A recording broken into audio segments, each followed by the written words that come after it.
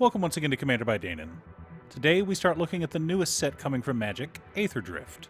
I know spoilers have been out for a while now, but I've made the mistake of making commander decks around newly spoiled cards before the set was fully released, and there wound up being several new cards from the set that would have been a great fit had I just waited a week or so. But something that was completely released were the commander decks. So today we'll be looking at upgrading Eternal Might, the new Esper Zombies commander deck coming out in a couple of weeks. Also, and I know it's annoying to keep hearing this, but statistically if I don't ask you to like and subscribe, the video gets fewer subscribers. Eternal Might is led by two new legendary creatures, Temet, Noctamun's Will, and Hashaton, Scarab's Fist. Let's take a look at both and decide what we're doing. Temet, Noctamun's Will is a 5-mana 4/4 legendary zombie wizard with Vigilance and Menace. Whenever we attack, we draw a card, then discard a card. Additionally, whenever we draw a card, zombies we control get +1/+1 until end of turn.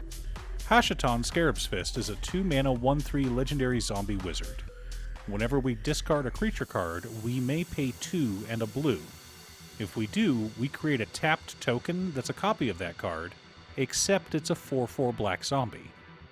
So, Temet wants us to draw cards so that we can grow our zombies, while Hashaton wants us to discard creatures that turn into zombies, a la the Scarab God.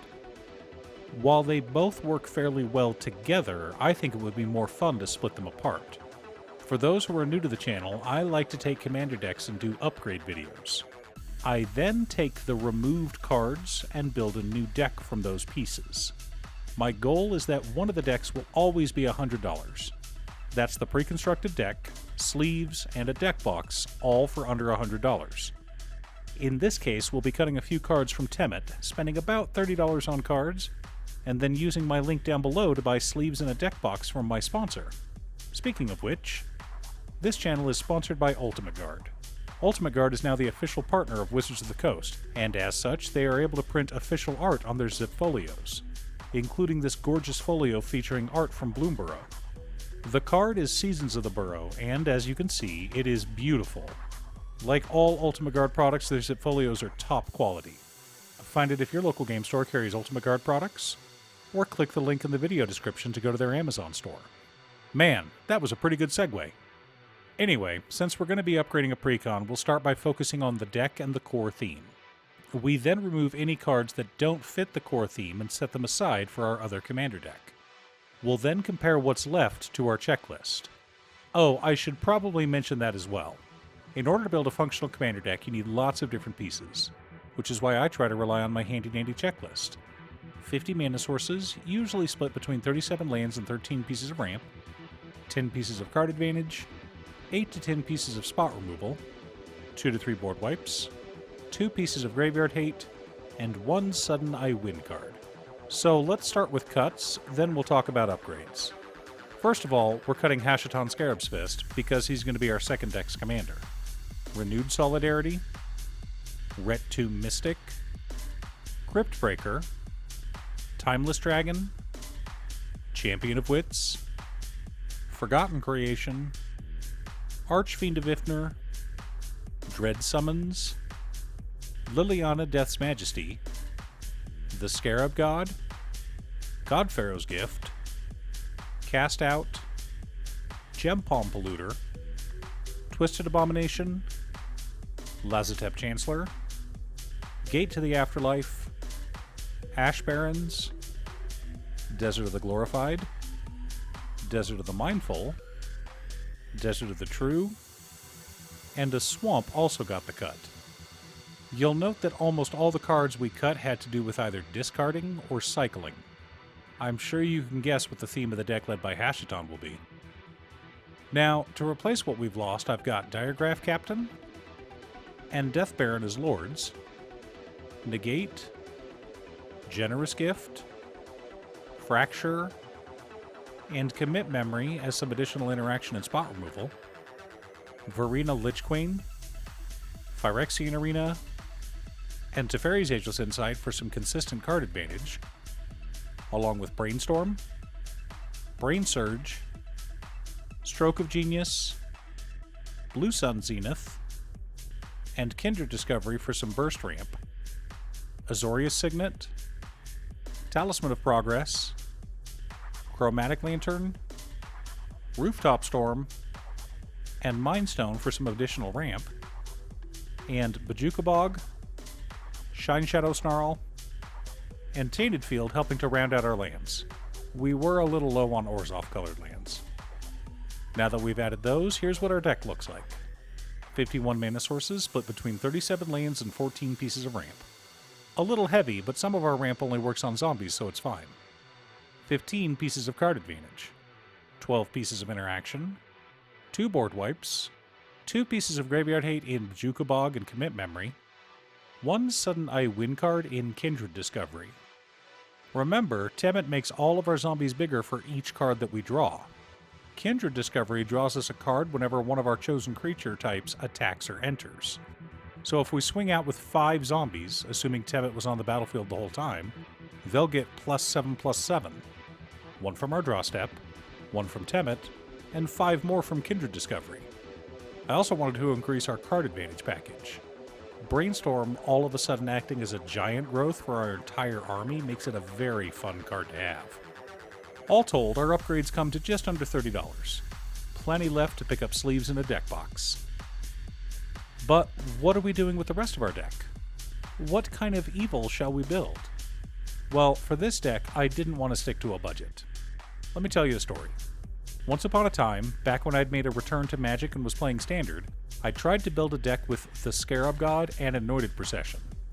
Have you ever seen the look on an opponent's face when you have 2 Anointed Processions on board and use the Scarab God to reanimate 4 copies of Ravenous Chupacabra? Hilarious. The deck wasn't very good and didn't win very often, but it was amazing when it did. Anyway, I wanted to have that same effect with this deck, so here's what I put together.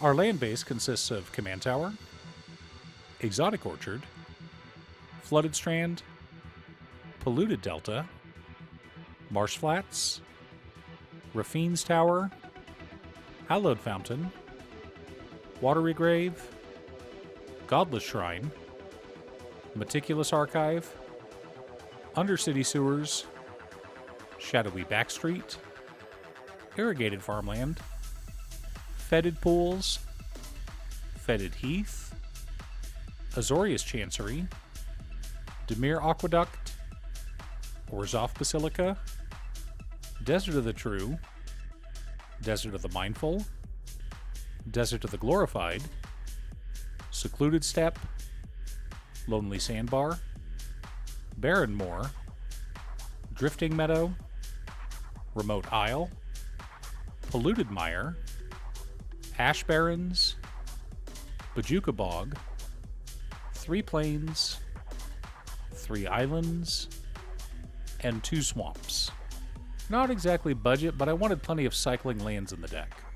Also, if we need to cycle any of our cycling lands, we can always use bounce lands to return them to hand and cycle them late game. For mana ramp, we've got Fluctuator, Solemn Simulacrum, Soul Ring, Arcane Signet, Talisman of Progress, Talisman of Dominance, Talisman of Hierarchy, Azorius Signet, Dimir Signet, Orzhov Signet, Thrawn Dynamo, and Gilded Lotus.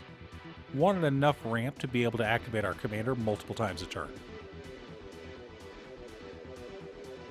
Our card advantage package consists of Gate to the Afterlife, Ret Tomb Mystic, Champion of Wits, Forgotten Creation, The Scarab God, Reanimate, Frantic Search, Abandoned Sarcophagus, Reconnaissance Mission, Curator of Mysteries, New Perspectives, Teferi's Ageless Insight, Alhammaret's Archive, Windfall, and Shadow of the Grave. Lots of discard effects and effects that help us draw extra cards every turn. For interaction and spot removal, we've got Cast Out, Nimble Obstructionist, Angel of the Ruins, Ravenous Chupacabra, Generous Gift, Fracture, Negate, Counterspell, Disenchant, and Swords to Plowshares. Some counter magic and spot removal, as it should be. Our board wipes consist of Archfiend of Ifnir, Decree of Pain, and Damn. Simple and straightforward. The core of our deck consists of Cryptbreaker, Liliana Death's Majesty, Dread Summons, Godpharaoh's Gift, Gem Palm Polluter, Street Wraith, Valiant Rescuer, Timeless Dragon, Spectral Snatcher, Shepherding Spirits, Psychosis Crawler, Keza, Augur of Agonies, Scion of Darkness, Laboratory Maniac, and Jace, Wielder of Mysteries. Wanted some backup win conditions, just in case. Supporting our plan, we've also got Lazotep Chancellor, Twisted Abomination, Renewed Solidarity, Anointed Procession, Odretak Deepest Foundation, Mondrak Glory Dominus, and Bone Miser. Lots of ways to make extra tokens. Now that we have our deck list, let's compare it to our checklist. 49 mana sources split between 37 lands and 12 pieces of ramp. A little light, I know, but we have a ton of card advantage that we can cycle to help find lands, so I'm not worried about it. 15 pieces of card advantage, not counting all of our cycling cards. 10 pieces of interaction, 3 board wipes, 2 pieces of graveyard hate in the Scarab God and Bajuka Bog, 1 sudden I win card in Laboratory Maniac and Jace, Wielder of Mysteries. Now, my first draft of this deck included Astral Slide and Astral Drift. I really wanted both of them in this deck. But most of our creatures are going to get reanimated by our commander, and you can't really flicker token creatures. I also wanted to include cards like Cloud Blazer or Mold Drifter so we could flicker them and draw extra cards. But there was just too much going on. So I focused on cards that could cycle, as well as a few cards that enabled cycling or allowed us to discard as needed. Assuming we have the mana, Windfall has the potential to be insane in this deck. Now, I'm not sure how well this deck will perform or if I'm missing any key pieces. Cycling is one of the most complicated archetypes in all of Commander, right up there with Aristocrats and Spellslinger. I've got a fair bit of confidence in the latter two archetypes, having played them for years, but cycling is still new to me.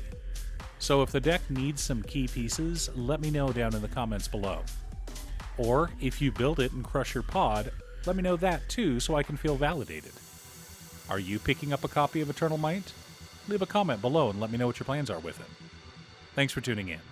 Once again, a huge shout out to my editor Cute Stuff. I couldn't make these videos without her. If you'd like to hire her to edit your own videos, she can be reached at cutestuff.edits@gmail.com. Link is down below. If you're looking for ways to support the channel directly, you can head on over to patreon.com/Danon. You can have a video made or just ask for help building or tuning a deck list. I also wanted to give a quick shout out to all of my patrons: Waffles, Jiraiya, Muffins, Marcus, Brett, Roxy, Alix, Borgie, Nazwin, Konga, Aaron, Chris, Robert, William, Pye, Kazaris, Booksu, Patrick, Naffy Noodle, Tiz, Art, Richard, Devin, Sint, Boomy, Freya, and Jackie. You guys are awesome. I post new Commander Deck videos every weekday, so be sure to subscribe and ring the bell to be notified of new videos. Again, thanks for watching, and I'll see you all again next time on Commander by Danon.